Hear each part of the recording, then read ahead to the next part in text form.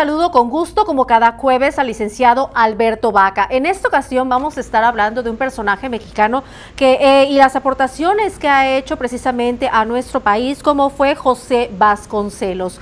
Muy buenas tardes, licenciado Baca. ¿Se puede considerar que Vasconcelos es un reformador de la educación en México? Buenas tardes, Mercedes. Sí, sin duda, yo creo que José Vasconcelos Calderón es el primer gran reformador de la educación en México, sobre todo en el México contemporáneo, que comienza pues después del periodo revolucionario que terminó, bueno, que empezó en 1910 y terminó muchos años después.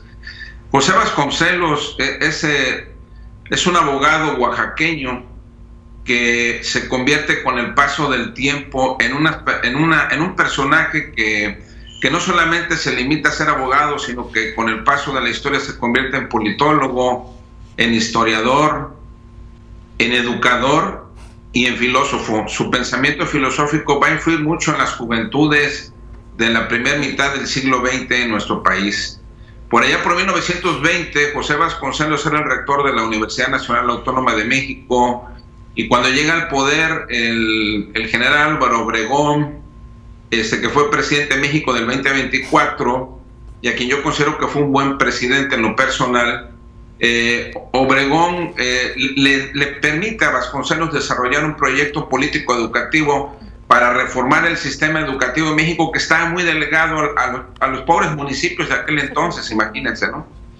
Y entonces ahí es donde él concibe materializar la educación en México a través de un proyecto político por el cual van a hacer la Secretaría de Educación Pública.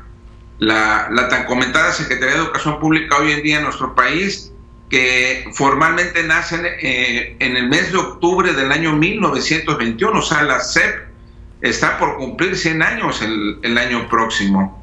Y es Vasconcelos el hombre que va a idear no solamente el contenido, sino la forma estructural de esa secretaría.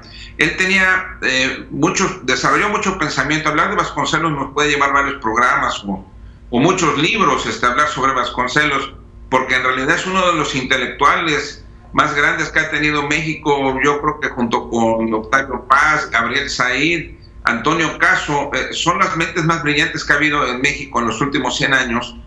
Y él va a apostar porque esa secretaría se debe de estructurar en departamentos, va a apostar porque los jóvenes conozcan la literatura clásica universal, va a promover mucho el civismo, va a promover mucho una identidad cultural nacional mexicana, que eso es muy importante, pero apegado a una realidad histórica, y va a promover también el desarrollo de escuelas cerca de los centros de los trabajos para que los hijos de los trabajadores vayan a las escuelas.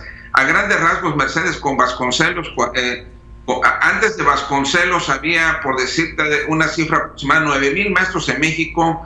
Cuando Vasconcelos llega a la SEP había 25,000 maestros en México. Wow, sin duda un personaje muy importante para la educación de nuestro país y para varias áreas, como ya nos comenta, y como bien lo menciona, licenciado, bueno, nos va a llevar otros programas hablando acerca de las aportaciones que hizo José Vasconcelos a nuestra nación.